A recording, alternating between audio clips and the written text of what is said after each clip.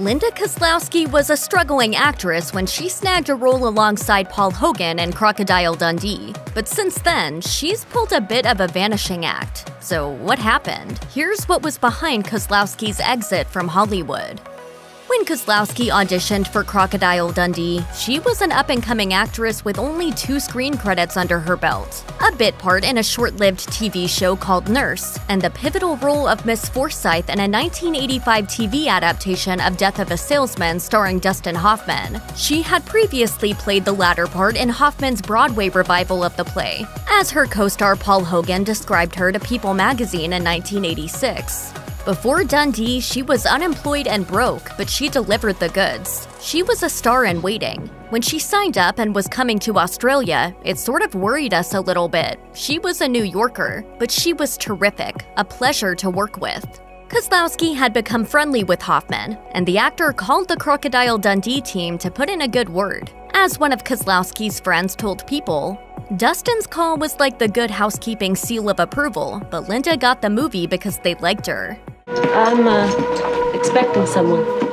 Kozlowski stars in Crocodile Dundee as street-smart New York City travel reporter Sue Charlton, who's out of her element when she finds herself in the middle of the Australian outback. Her character's reaction to her new surroundings wasn't all that different from her actual experience. As she told People magazine, "My hut was literally right on the edge of a crocodile-filled swamp. Now that they're protected, the crocs have all gotten huge and fat and cocky. Crocodiles are really bold, and they do come up on land. Late at night, when we were going to the mess hall, we'd be very careful."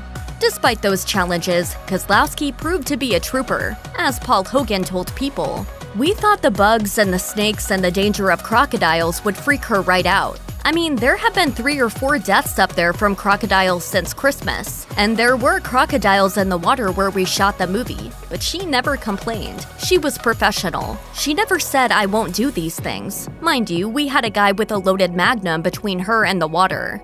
I can hardly wait. While Crocodile Dundee's blockbuster success took everyone by surprise, that was nothing compared to the sparks that were flying between Hogan and Kozlowski. They embarked on a romance that lasted decades, ultimately resulting in the end of Hogan's nearly 30-year previous marriage and tying him and Kozlowski together, both professionally and personally, for years to come. Despite an age difference of nearly 20 years, Hogan and Kozlowski's feelings for each other only continued to grow stronger. So in May 1990, they got married in his hometown of Sydney, Australia. How has it changed you to marry Linda? It's made me very happy.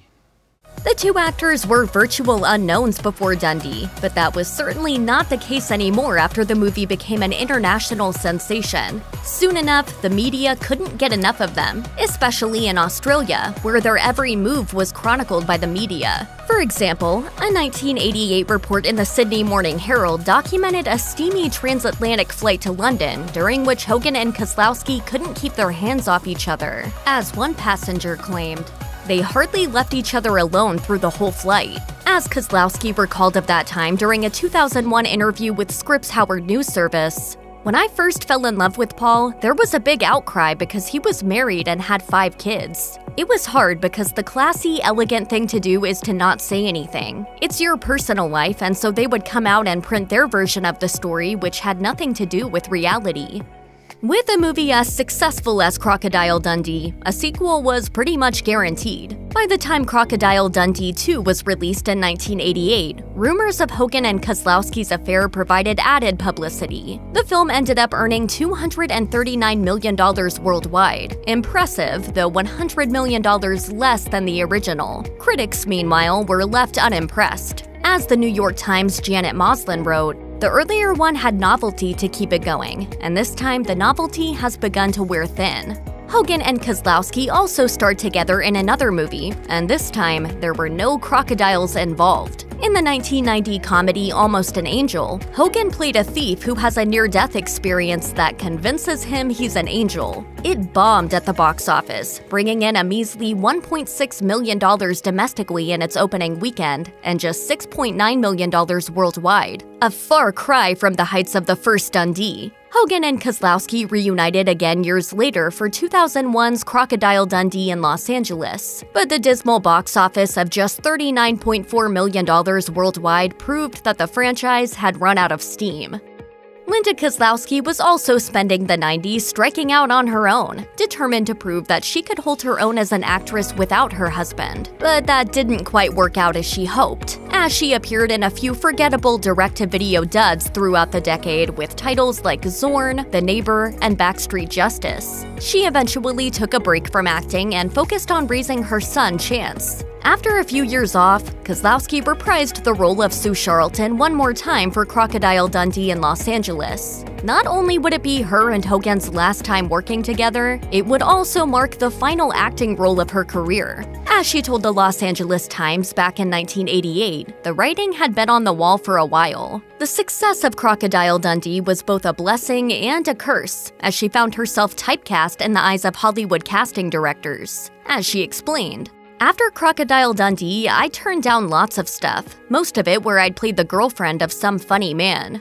She also explained her decision to quit acting in an interview with Scripps Howard News Service in 2001, as she noted, "I thought, this isn't fun anymore. This is not why I studied, it's not what I love. Between that and my biological clock, I decided to give it all away." While Paul Hogan continued to star in movies, his wife focused her energies on motherhood, as she recalled to Scripps Howard News Service in 2001. "I was about to turn 40 and just wanted to have a baby, and time was running out and I was miserable, really, in the last 2 jobs I'd done. I'm 43 years old, I've got a baby, I'm happy and content. I've reached the point in my life where I'm happy and have gotten over the whole thing." Alas, this contentment didn't last forever, as the couple gradually found themselves drifting apart. In 2013, People magazine reported that they'd split, with Kozlowski, then 55, filing for divorce after 23 years of marriage. The divorce was finalized the following year. Fortunately, the split was reportedly amicable. As Kozlowski told New Idea magazine, "We talk on the phone all the time. I go over and have coffee. We're completely friendly. Everybody's happy."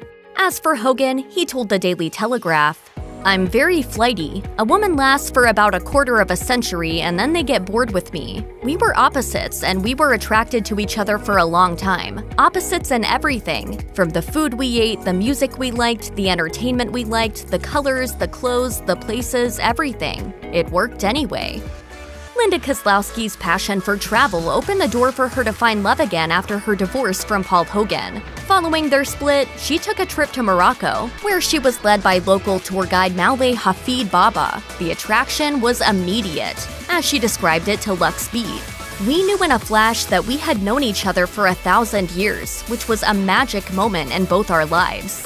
In 2017, Kozlowski and Baba got married. Australia's Globe reported that this news left Paul Hogan stunned, with an anonymous source telling the outlet, "He wants Linda to be happy, but probably wishes she was with him. There is still a part of him that will always love Linda, and he maybe thought they'd still end up together." However, Hogan scoffed at reports that he was heartbroken that his ex-wife had moved on.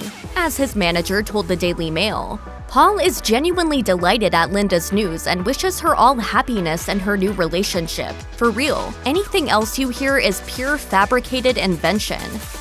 In May 2018, Linda Koslowski sold her Los Angeles home and moved full-time to Morocco after her wedding to Malay Hafid Baba. And while her ex Paul Hogan may have professed happiness about her marriage, there was chatter that that may not have been the case. A source reportedly close to him told New Idea magazine, "Paul is devastated that Linda has sold her home and cut ties with America and is moving so far away. He's going to be incredibly lonely now that they are moving to Morocco. Paul doesn't have a lot of friends in LA and finds it hard to get close to new people, so it's affecting him a lot knowing that they will be gone." Meanwhile, Kozlowski reportedly still worries about Hogan, who celebrated his 80th birthday in October 2019. She's particularly concerned about his smoking. As a friend of hers told Women's Day in 2019, "Paul's had an incredible life and she can't imagine the world without him in it. She's constantly badgering him to have regular health checkups and to give up the cigarettes, because she wants him around for a long while yet." We're gonna miss him around here. Thanks. Not only has Linda Koslowski started over in her personal life, she's also turned the corner with a whole new career that has nothing to do with Hollywood, as she launched a new Marrakesh-based travel business called Dream My Destiny, as she revealed to Honest Mom in 2015. My ambitions now are to continue to work hard with my tour company well underway and to enjoy the wonderful people and experiences that cross my path as a consequence of this endeavor. I also want to keep traveling and start a line of Moroccan-inspired clothing down the line. In 5 years, I hope to be healthy, happy, and maybe living in the country. An olive farm and donkey sanctuary in the outskirts of Marrakesh sounds wonderful. She also talked about her new business with the Daily Mail, as she noted, "My partner Baba really knows Morocco like the back of his hand, and combine that with my sense of what's happening now, what's hip, what's trendy, what do people want, what do the ladies want. I have a sense for that being an actress and traveler." During an interview with Lux Beat, Kozlowski gushed about her new life in Morocco, which offered her a very different kind of lifestyle than she'd ever experienced before. As she put it, "One thing I always hated about acting was that it got in the way of having an adventurous life. You had to stick around LA and wait for work. Now I'm rejoicing in my freedom." Morocco is a world away from Hollywood, but that's precisely what Kozlowski has been enjoying about her new life. According to her, "I love luxury, but I love to rough it too.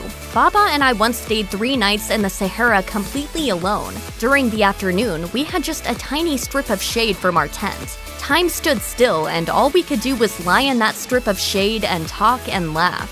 When the subject of her former career came up, Kozlowski insisted that she doesn't miss her showbiz days one bit. As she declared, "I don't miss acting because my life is so full now. Reality is better than make-believe." Check out one of our newest videos right here. Plus, even more list videos about your favorite stars are coming soon. Subscribe to our YouTube channel and hit the bell so you don't miss a single one.